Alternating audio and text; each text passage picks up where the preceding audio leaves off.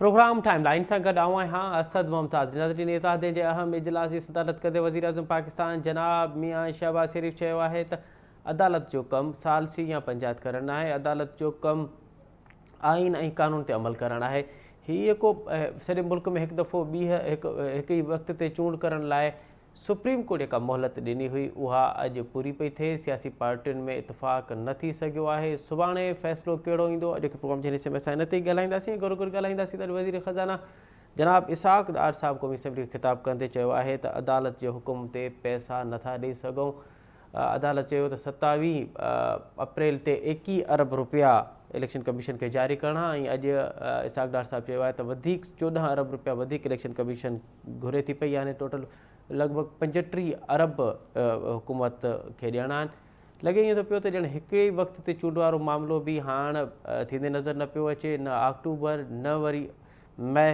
हाणे कहिड़ी तारीख़ थी सघे थी ऐं सियासी पार्टियुनि में आख़िर छो सलाह मशवरे वारो जेको ॻाल्हियुनि ज़रिए हिकु मामला हल करण वारो हिकिड़ो प्रोसेस आहे उहो आख़िर छो रुकिजी वियो आहे? आख़िर छो सियासी पार्टियूं मुल्की मसइलनि खे साम्हूं रखंदे पंहिंजूं अनाऊं साइड ते रखंदे मुल्की मसइलनि लाइ गॾु छो नथियूं वेहनि?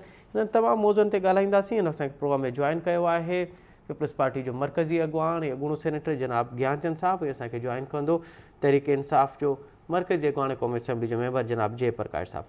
साईं ज्ञानचंद साहिबु, अव्हां खां प्रोग्राम जो आगाज़ पिया कयूं। सुप्रीम कोर्ट चयो त सियासी पार्टियूं वेही ऐं मुतफ़िक़ थियनि त कहिड़ी तारीख़ ते हिकु ई वक़्तु सॼे मुल्क में चूंड थिए। आख़िर छो सियासी पार्टियूं हिक ॿिए सां वेहण लाइ तयारु कोन्हनि? पहिरीं ॻाल्हि त इहो चवणु ग़लति आहे त सियासी पार्टियूं गॾु वेहण लाइ तयारु न आहिनि। अच्छा, समूरियूं सियासी पार्टियूं गॾु वेठियूं आहिनि। जेके PDM आहिनि उहे बि वेठियूं आहिनि। पीपुल्स पार्टी ऐं PDM वारा गॾु वेठा आहिनि। जमायत इस्लामी वारा बि PDM ऐं पीपुल्स पार्टी ॿिन्ही सां ॻाल्हाए चुका आहिनि। जी सर। सिर्फ़ु हिकिड़ी पार्टी आहे जेके पार्टी चवणु सियासी पार्टी चवण ई मुनासिबु कोन्हे, उहा आहे PTI, जेका पंहिंजे हुन लाॾ कोॾनि खां ॿाहिरि निकिती कोन्हे को। हुननि जी हिकिड़ी फरमाइश आहे त जंहिं वक़्त में आऊं चाहियां उन वक़्त में आऊं असेंबलियूं तोड़े छॾियां।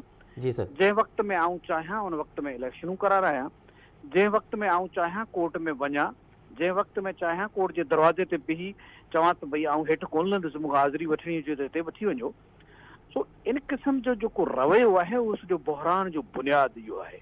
मथां वरी सोने ते सुहागो इहो थियो जो असांजे कोर्टनि सॻोरियुनि जेके फ़ैसिला ॾिना आहिनि उन्हनि में कॉन्स्टिट्यूशन खे रीराइट कयो आहे। जी। जेका पंजाब असेंबली खे जे वोट जे मेंबर्स खे जो वोट न काउंट करण जो जेको फ़ैसिलो कयो वियो, नो कॉन्फिडेंस खे नाकाम करण जे लाइ हिकिड़ो नओं तरीक़ो कढियो हो जेको 83 में हो ई कोन को। उन खां पोइ नाहेली जा जेके केस आहिनि उन्हनि में नवाज़ शरीफ़ सां हिकिड़ो रवैयो रखियो वियो। हाणे ताज़ो जेको फैसल वावडा जो केस जो हुनमें हुनखे 5 साल जे लाइ कयो वियो। सो इन क़िस्म जूं जेके सूरत हाल आहे उन बहरान पैदा कयो आहे। हाणे जेका पार्लियामेंट जी ॻाल्हि आहे त पार्लियामेंट खे तव्हां डिक्टेट नथा करे सघो। पार्लियामेंट जे अंदरि सुप्रीम कोर्ट जी ख़्वाहिश हुई त इलेक्शनूं थियणु खपनि, उनजे लाइ पैसा ॾिना वञनि। जी। सुप्रीम कोर्ट उन्हनि शयुनि खे न ॾिठो त उहे असेंबलियूं टुटियूं कई। उनखां अॻु में गवर्नमेंट ठही की ऐं उन ते जेके फ़ैसिला आया आहिनि या हाणे जेका बेंच वेठी आहे उहा कीअं आहे? सॼे मुल्क जो, सॼी क़ौम जो, पार्लियामेंट जो, सॼी लायर्स जेका कम्यूनिटी आहे उनजो हिकिड़ो ई मुतालबो आहे त हिकिड़ी मेरिट ते लार्जर बेंच वेहे या फुल कोर्ट वेहे। पर फुल कोर्ट छो न वेहे? हेॾो सॼो मुल्क बहरान में आहे। उन में सिर्फ़ु हिकिड़े लाडले खे ख़ुशि रखण जे लाइ या कुझु असांजे जुडिशरी जे माण्हुनि खे पंहिंजी तनाह खे तस्कीन पहुचाइण जे लाइ फुल कोर्ट छो नथी विहारे वञे? छा वे आउट फुल कोर्ट मां जेकॾहिं निकिरी सघे थो त इहा एॾी वॾी अना आहे इमरान खान जी ऐं उनजी ख़्वाहिश जे ख़िलाफ़ु वञणु असांजी कोर्ट सॻोरी मुनासिबु कोन थी सम्झे जो हू फुल कोर्ट न वञे। फुल कोर्ट जेको बि डिसीशन ॾे पोइ मामिलो वञी गवर्नमेंट वटि या जेके पॉलिटिकल पार्टीज़ आहिनि उन्हनि वटि वेंदो। ज्ञानचंद साहिबु, अव्हां जो इहो चवणु त हीउ सभु कुझु जेको थिए पियो या अदालतुनि जे वेठल अंदरि कुझु जेके शख़्स आहिनि उहे हिकिड़े ई माण्हू खे ख़ुशि करणु यानी इमरान खान लाडले खे जेका चओ पिया ख़ुशि करण लाइ सभु कुझु थिए पियो। पर अञा था सम्झो त हिकिड़ो आइनी प्रोसेस आहे, आइन चवे थो त 90 ॾींहंनि में अव्हांखे चूंडूं कराइणियूं आहिनि, आइनी तरीक़ेकार आहे, 90 ॾींहं खां 91 ॾींहं न थिए, हुकूमत आख़िर छो 90 ॾींहं एक्सटेंड कया, चूंडूं छो न पई कराए, आइन जीअं ॾिनल रहनुमाई ते अमल छो न पई करे? छा आइन इहो कोन थो चवे त जेके कंसोलिडेटेड फंड आहे उहो पार्लियामेंट जी मंज़ूरी खां सवाइ नथो ॾेई सघिजे। कॉन्स्टिट्यूशन तो इहो बि चए थो न, कॉन्स्टिट्यूशन इहो बि चए थो टे जे लाइ जेके कॉन्स्टिट्यूशन चए थो उन खां ॿाहिरि फ़ैसिला न आहिनि थिया। किथे कॉन्स्टिट्यूशन में लिखियल आहे त केरु माण्हू जेकॾहिं वोट पंहिंजी पार्टी लीडर जे ख़िलाफ़ कंदो त हू नाहिल थी वेंदो? इहो किथे लिखियल आहे? नाहिल हू थींदो जॾहिं वोट कास्ट कंदो, उनजो वोट ॻणियो न वेंदो। नओं टर्म किथां निकितो? कॉन्स्टिट्यूशन में त इहो बि लिखियल आहे त पूरो मुल्क में निगरान सेटअप हूंदो। जी, कॉन्स्टिट्यूशन में इहो बि लिखियल आहे त हिकिड़े वक़्त में इलेक्शन्स थींदियूं, पर हलो हिन मामले में मञी बि वठिजे त हुननि अॻु में असेंबलियूं टोड़ियूं आहिनि, त असेंबलियूं टोड़ण खां पोइ कॉन्स्टिट्यूशन त इहो चए थो त निगरान सेटअप हूंदो। जेकॾहिं फेडरल गवर्नमेंट वेठी आहे त पंजाब ऐं खैबर पख्तूनख्वा में कीअं हिकिड़ो निगरान सेटअप मौजूदु रहियो? न पर अवां जेको चओ पिया, मां उनखे रद्द नथो कयां, अवां जेको चओ पिया बिल्कुलु आइन में ई आहे, पर आइन में इहो कोन्हे त वज़ीर आला एडवाइस ॾेई ते असेंबली टोड़े सघे थो पियो। आइन में इहा बि त वज़ीर आला खे ॾिनल इजाज़त आहे न, वज़ीर आला खे तो वज़ाते ख़ुदि वज़ीर आला जी जेका आहे कानूनी हैसियत जी उहे ई अंडर क्वेश्चन आहे न। त जंहिं नमूने सां वोट थिया, ही जेको जेके मर्ज़ी जी बेंचूं ठाहिण, मर्ज़ी जा फ़ैसिला अचणु शुरू थिया, बहरान जो बुनियाद इहो आहे न। हाणे इन सभु समूरनि मसइलनि जो हल, ऐं इहो बहरान रुगो हिते कोन्हे, इहो बज़ाते ख़ुदि सुप्रीम कोर्ट जे अंदरि मौजूदु आहे। उते जा फ़ैसिलो, जंहिं फ़ैसिले ते ही ज़िद ॿधियो वेठा आहिनि, उहो 4-3 सां रद्द थी चुको आहे। नई बेंच कीअं ठही? उहे जज जिन इनकार करे छॾियो त असां ते एतिराज़ात आहिनि, असीं बेंच में नथा वियूं, उहो ऑल ऑफ सडन वरी अची वेही रहिया आहिनि। जी, जेसि ताईं इहे मामलात सिधा न थींदा त मुल्क बहरान मां न निकिरंदो। तंहिंखां पोइ हिननि जी मर्ज़ी आहे, जॾहिं दिलि चवे तॾहिं इस्तीफ़ा ॾियनि, मर्ज़ी आहे तॾहिं वञी वरी चवनि त बाबा असीं वापसि था अचूं। हिननि जी मर्ज़ी आहे त असेंबलियूं ठहनि ऐं वज़ीर आला नऊं चूंडिजे ऐं उनखे असीं असेंबलियूं टोड़े छॾियूं। वज़ीर आला हिननि जा मेंबर ऑन रिकॉर्ड आहिनि त असां नथा चाहियूं, पर इमरान खान नथो मञे, असीं उनखे इनकार नथा करे सघूं। ठीकु है, ज्ञान साहब अवां सां गॾु रहिजो, असां जय प्रकाश साहब खे प्रोग्राम में शामिल कयो, उन्हनि जो कमेंट बि वठो। जय प्रकाश साहब, प्रोग्राम में ख़ुशि आमदीद।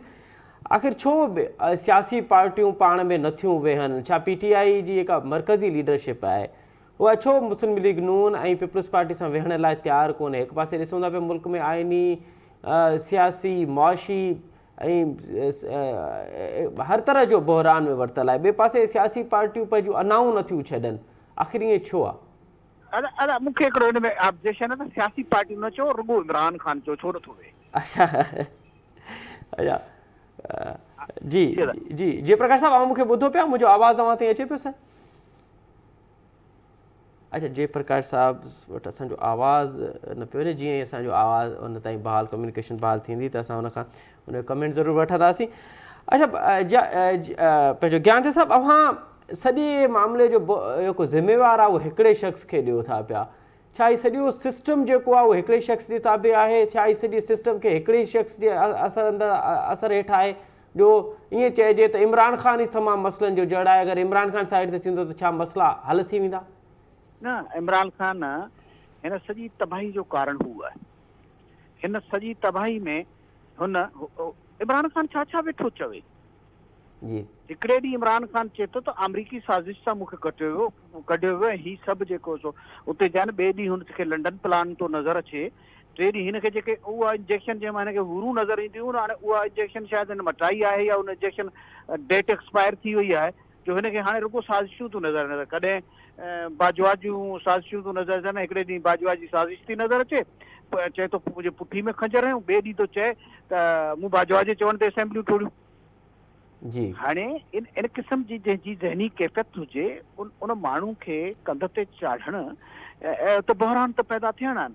पर सवाल इहो आहे त जेको बज़ाते ख़ुदि तव्हां कयो पिया ऐं चओ था सियासी पार्टियूं नथियूं कनि, सियासी पार्टियूं समीरूं पाण सां गॾु वेठियूं आहिनि ऐं हुननि जो इतफ़ाक़ आहे त कंहिं हिकिड़ी डेट ते असीं मुतफ़िक़ थियण जे लाइ तयार बि आहियूं ऐं करे था वठूं। पर हीउ हिकिड़ो लाॾलो नथो विहे, हुन लाॾले खे हिकिड़े इदारे जेकॾहिं हथ हल्को रखियो आहे जी त ॿियो इदारो खयो वेठो आहे। जी छा जेके बि फ़ैसिला हिन बेंच कया आहिनि उहे इमरान ख़ान जे ख़्वाहिशनि मुताबिक़ कोन्हनि? कहिड़ा फ़ैसिला? छा हिकिड़े मरहले जे लाइ बि हुन वञी कोर्ट खे इज़त ॾेई जवाबदार थी कोर्ट में बीठो आहे? हिन मुल्क जो कहिड़ो हुक्मरान आहे जेको जवाबदार थी कोर्ट में? ज्ञान साहब, ये अवां जो सब ॻाल्हियूं कंहिं हद ताईं दुरुस्त भी आहिनि त अवां जेको पंहिंजो नुक़्ते नज़र पेश कयो था, पर इहा हक़ीक़त न आहे त हीअ जेका इलेक्शन बार बार डिले कई पई वञे ऐं हिकिड़ी तारीख़ न पई ॾिनी वञे, सुप्रीम कोर्ट बि चवे थी, सियासी पार्टियूं बि चवनि थियूं पियूं, आइनी तरीक़ेकार बि आहे त 90 ॾींहंनि में चूंडियूं करायूं वञे, न कराइण जो हिकिड़ो वॾो सबबु इमरान ख़ान जी मक़बूलियत कोन्हे? ऐं नथा सम्झो त इमरान ख़ान जी जेका हिन वक़्तु मक़बूलियत आहे, अगरि चूंड थिए थी पई त उहो ॿुहारो फेरे छॾींदो पंजाब में KPK में, ऐं अव्हां जी जेका अव्हां जेके मामला आहिनि उहे न बीह सघंदा चूंडुनि वारा? ॾिसो छा थो थिए, उहे माण्हुनि जी दिलि जो आवाज़ कंहिं ॿुधो आहे? जी एॾो वॾा जुलूस जमायत इस्लामी जा जेको तबलीगी इज्तिमा थींदो आहे, मौलाना फज़ल रहमान वारनि जा जेके जुलूस इज्तिमा था थियनि, पीपुल्स पार्टी जा जेके लाड़काणे में असांजा थियनि था इज्तिमा था थियनि, जी त छा इन खां वॾा इमरान ख़ान जा इज्तिमा कया आहिनि? हिकिड़ी फॉलोइंग हुजण ऐं कुझु माण्हू गॾु करण ॿी ॻाल्हि आहे। कॉन्स्टिट्यूएंसीज़ में इलेक्टेबल जो पंहिंजो असरु रसूख़ आहे, उते राजन भागनि जी सियासत आहे, उते टिकटॉक वारनि जा असर कोन थींदा आहिनि। जी उते हिते असांजे सोसाइटी में ॿियो सिस्टम हले थो।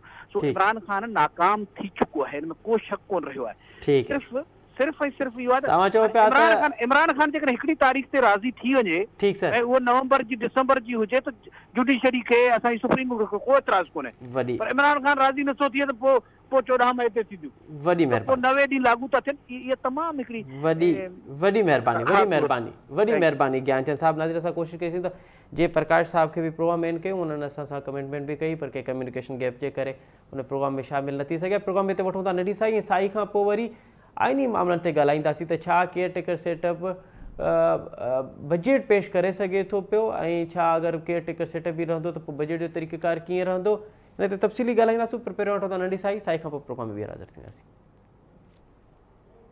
नज़री प्रोग्राम हिकु दफ़ो ॿीहर अव्हांखे भली कार। अॼु सुप्रीम कोर्ट जी ॾिनल मुद्दत पूरी थी वई आहे। सुभाणे सुप्रीम कोर्ट में सियासी पार्टियुनि खे चयो वियो त उहे पंहिंजो फ़ैसिलो ॿुधाइनि त सॼे मुल्क में हिकु ई वक़्त ते चूंड जी तारीख़ ॾियनि। उन हवाले सां हिन वक़्त ताईं जेके ख़बरूं आहिनि, हिन वक़्त ताईं केतिरा आहिनि त सियासी पार्टियुनि में मुतफ़िक़ा राय त न थी सघी आहे। हाणे ॾिसणो इहो आहे त सुभाणे सुप्रीम कोर्ट कहिड़ो फ़ैसिलो पई ॾिए। अॼु हिकु दफ़ो ॿीहर वफ़ाक़ी काबीना हिकु चूंड फंड वारो मामिलो आहे उहो पार्लियामेंट में मोकिलण जो फ़ैसिलो कयो आहे। ऐं गॾोगॾु अॼु वज़ीर आज़म पाकिस्तान इहो पिणु चयो आहे त सुप्रीम कोर्ट जो कमु जरगो सालसी या पंचायत कराइण आहे, उनजो कमु आइन ऐं कानून ते अमल कराइण आहे। त इम्कानी तौर ते सुभाणे छा थियण वारो आहे, प्रोग्राम जे हिसे में असां हिन ते ई ॻाल्हाईंदासीं। असांजे प्रोग्राम में जॉइन कयो आहे मुल्क जो मुमताज़ कानूनदान ऐं सुप्रीम कोर्ट बार जो अॻूणो सदार जनाब यासीन आज़ाद साहब। यासीन साहब, प्रोग्राम में खुश आमदीद सर।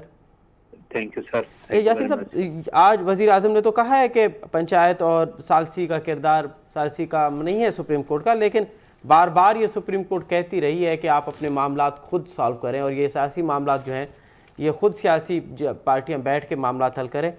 क्या लग रहा है सर आपको इम्कानी तौर पे कि कल क्या फैसला होने वाला है? मुद्दत पूरी हो चुकी है आज जो सुप्रीम कोर्ट ने दी थी। देखिए सर, असेंबली जो है जी सर, वो वाहिद कानून साज इदारा है जो कानून बनाता है। जी सर। और ऑनरेबल सुप्रीम कोर्ट कानून की तशरीह कर सकता है। दोनों के इख्तियारात अपने आइन के अंदर वाज़ह तौर पर दिए हुए हैं। जी सर।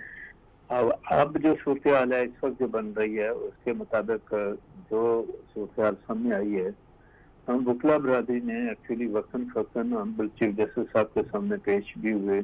जी सर। या पंजाब का आर्टिकल 63 वाला मामला था, हमने कहा था कि सुप्रीम कोर्ट की साख को बचाने के लिए बेहतरीन रास्ता यही है कि तमाम जज साहिबान की एक फुल कोर्ट मीटिंग करके इन मामलात को, आइनी मामलात को बैठ के तय करें, ताकि ऑनरेबल सुप्रीम कोर्ट की जो साख है वो अपनी जगह पर बरकरार रहे। जी सर। हमारा अपना कोई जाती फायदा नहीं था, सिर्फ बीइंग एडवोकेट, प्रोफेशनल एडवोकेट, हमारा ये काम है कि हम अपने इदारों की मजबूती के लिए काम करें। जी सर। मेरा शुरू से कहना यह है कि अफराद आते जाते हैं, लेकिन अफराद की ये जिम्मेदारी है कि वो इदारों को मजबूत करें, कमजोर ना करें। जी सर। ठीक है। अब आप देख लें, पार्लियामेंट का इदारा, कानून साज इदारा अपनी जगह पे है, अदलिया का इदारा अपनी जगह मौजूद है, और इलेक्शन कमीशन ऑफ पाकिस्तान का भी एक आईनी इदारा है, उसकी अपनी लिमिटेशन है। जी सर। अब इन हालात में खाली एक बात को लेके पकड़ के बैठ जाना कि हम ये करेंगे, ये बात मेरी समझ में नहीं आई। जिस दिन 9 रुकनी बंद बनी बात में तफसील से नहीं जाने चाहता, करते करते वो 3 पे आ गई। जी सर। अभी जो लास्ट 20 तारीख का ऑर्डर है, जो लास्ट 20 तारीख का जो ऑर्डर है, उस ऑर्डर को देख लें। मेरी अपनी इतलात के मुताबिक मैं नहीं समझता कि ये कहाँ तक सही है या नहीं है। उसमें यह था कि ऑनरेबल सुप्रीम कोर्ट ने यह कहा कि 4 बजे कोर्ट दोबारा बैठेगी। ऑनरेबल सुप्रीम कोर्ट 4 बजे नहीं बैठे, सिर्फ अटॉर्नी जनरल और फारूक नाइक साहब चैम्बर में गए, और चैम्बर में मिलने के बाद मामला हो गया खत्म। और मेरी अपने इतलात के मुताबिक एक जज साहब उस वक्त कराची के लिए रवाना हो चुके थे। ठीक सर।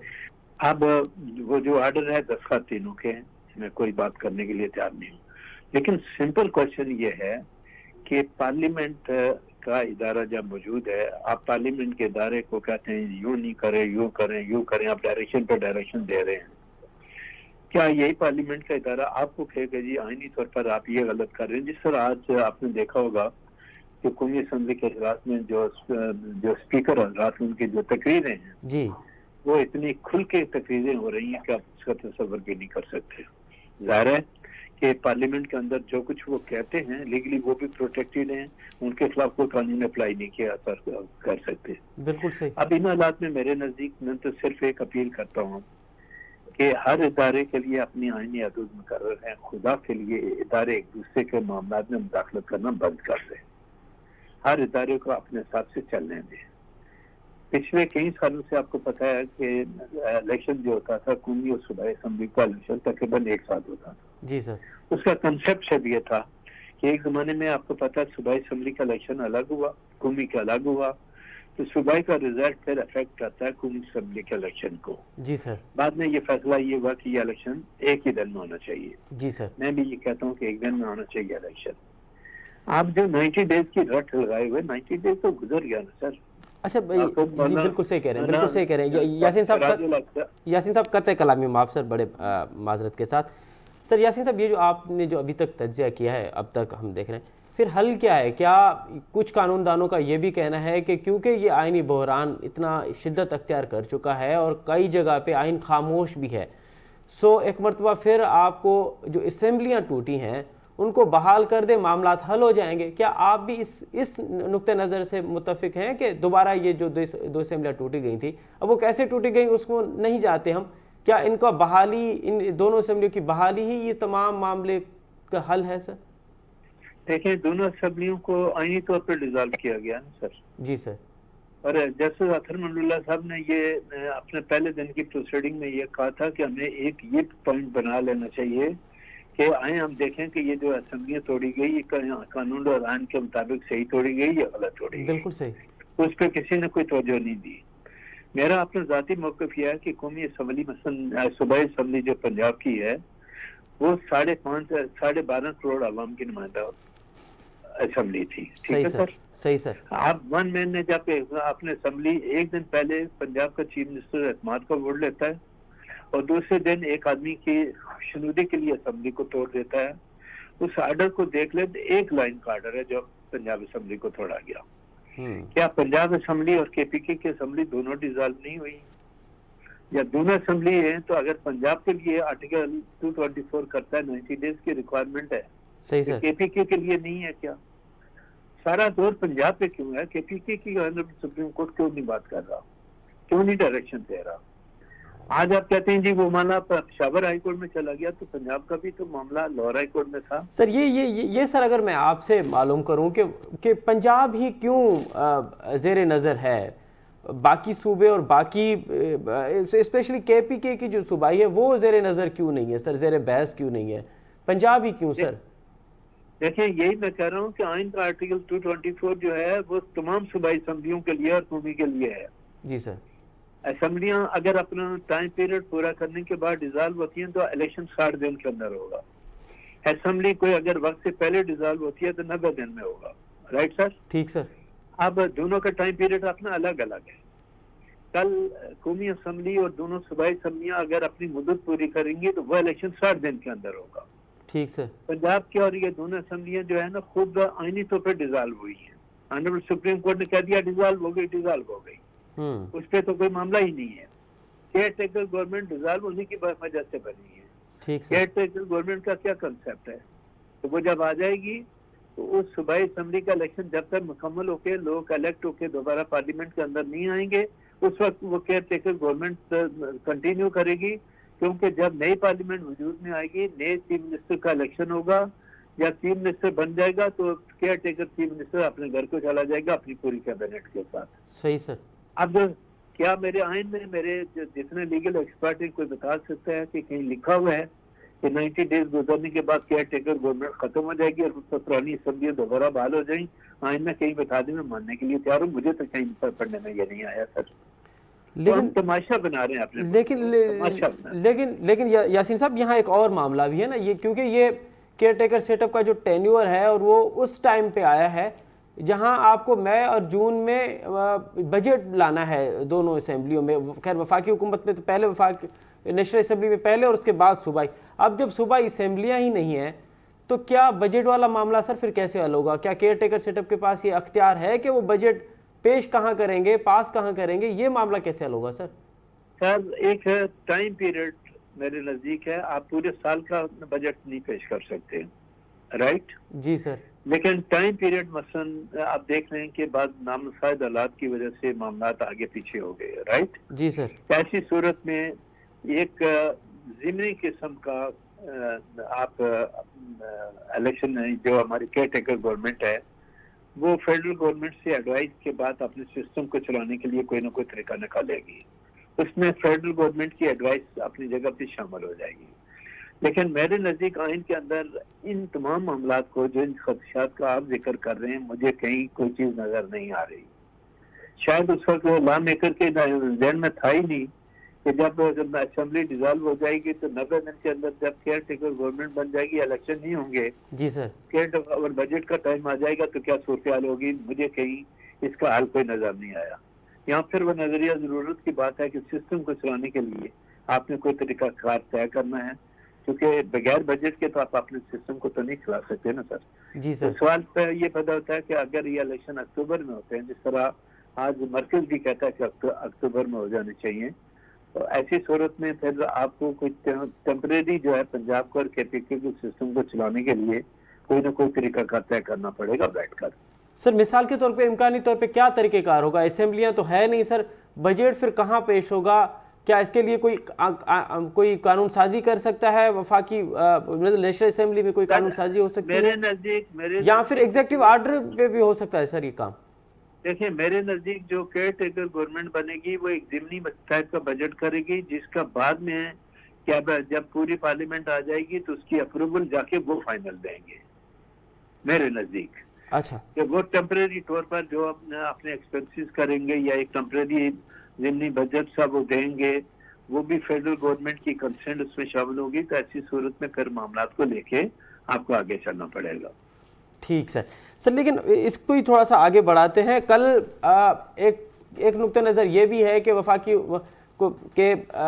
सुप्रीम कोर्ट कोई भी फैसला दे, स्पेशली चून के इंतखाबात के हवाले से, और अगर वफाकी हुकूमत नहीं मानती, वो सालसन इनकार कर देती है, तो क्या court, supreme court president of Pakistan को मुल्क में इमरजेंसी नाफिज करने का कह सकती है?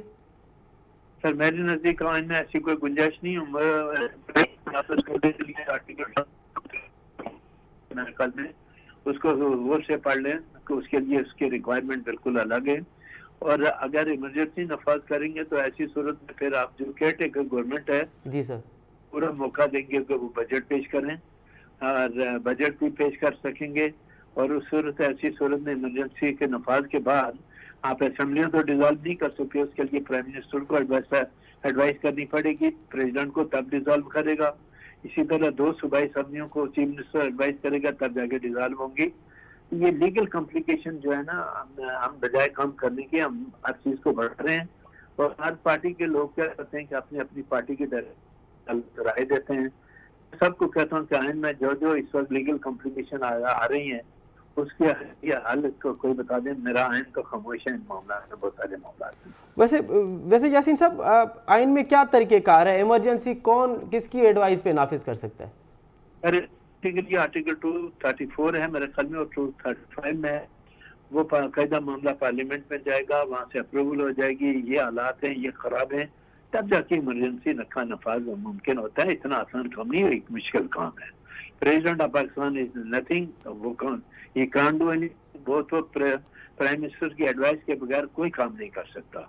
और ना ऑनरेबल सुप्रीम कोर्ट इस तरह की कोई डायरेक्शन दे सकती है कि अगर इमरजेंसी नफाज करें तो उसमें हमारी अदालतें भी फिर उसके जो है ना ज़ेर असर आएंगी और बहुत सारे लीगल कॉम्प्लिकेशन मजीद बढ़ेंगे सर। बिल्कुल सही कह रहे हैं आप, और फिर उससे मामला और बदतर होंगे। लेकिन यासीन आज़ाद साहब, बिल्कुल आप लास्ट में ये आपसे जानना चाहेंगे कि आप एक सीनियर कानूनदान भी हैं और पाकिस्तान की जो सियासी तारीख़ है उसके जो नशेब व फराज हैं उसको भी आपने बड़ी गहराई से और बड़े करीब से देखा है। ये जो सर आइनी बहरान पैदा हुआ है, पहले सियासी बहरान, फिर मुआशी बहरान और अब आइनी बहरान और अब तो जुडिशरी के अंदर भी बहरान है, हल क्या है सर आपके नज़दीक? वे फॉरवर्ड क्या है, कैसे निकला जाए इस बहरान से? पहली बात यह है कि ये तीनों बहरान, जिस तरह माशी बहरान पहले था, सियासी बहरान था, अब आइनी बहरान है। चूंकि सुप्रीम कोर्ट के 15 जजों में आज राय नहीं है, ठीक है सर? जी सर। और कंप्रोमाइज की भी सूरत नजर नहीं आती। मेरे नजदीक इसका बेहतरीन हल यह है कि आइन के मुताबिक हर इदारा अपनी हदूद के अंदर रह के काम करे तो मसले का निकलेगा। आप एक दूसरे के मामला में मदाखलत करेंगे तो तबाही बर्बादी के अलावा कुछ नहीं मिलेगा।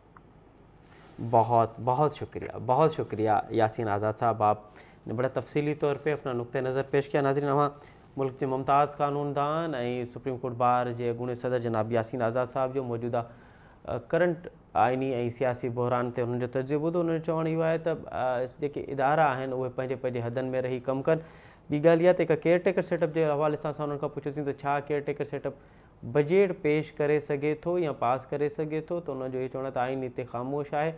ऐं इन हवाले सां जॾहिं मुल्क में मसाइल तमामु वधीक आहिनि ऐं मुल्क में हिकु गंभीर सूरत हाल आहे, हर तरह सां बहरान में वरितल आहे, त उते केयरटेकर सेटअप लाइ कोई नज़र ज़रूरत मुताबिक़ कोई कानून कढी सघिजे थो जंहिंमें हू हिकु मख़सूस टाइम लाइ बजट पेश करे सघे थो। हाणे सुवाल इहो आहे त इलेक्शन जुलाई में थिए, अगस्त में थिए या अक्टूबर में थिए, जून में बजट पेश करणी आहे ऐं ये बजट क़ौमी असैम्बली में त अगरि पेश थिए ऐं पास भी थिए त 2 सूबाई असैम्बलियूं यानी पंजाब ऐं KPK जूं सूबाई असैम्बलियूं मौजूदु कोन्हनि, त पोइ हुते ई बजट कीअं पेश कई वेंदी ऐं कीअं पास कई वेंदी, इहो हिकु सवाल आहे। ॿियो इन खां बि वधीक त सुभाणे इम्कानी तौर ते सुप्रीम कोर्ट कहिड़ो फ़ैसिलो ॾींदी? सुप्रीम कोर्ट 27 तारीख़ यानी सुभाणे ते 21 अरब रुपयनि जो चयो त 21 अरब रुपया अलॉट कया वञनि इलेक्शन कमीशन खे ऐं उन हवाले सां उन जा तफ़सील ॾिना वञनि ऐं गॾोगॾु सियासी पार्टियूं वेही ऐं सुप्रीम कोर्ट खे ॿुधाइनि त सॼे मुल्क में चूंड जे लाइ मुतफ़िक़ा तारीख़ कहिड़ी हूंदी।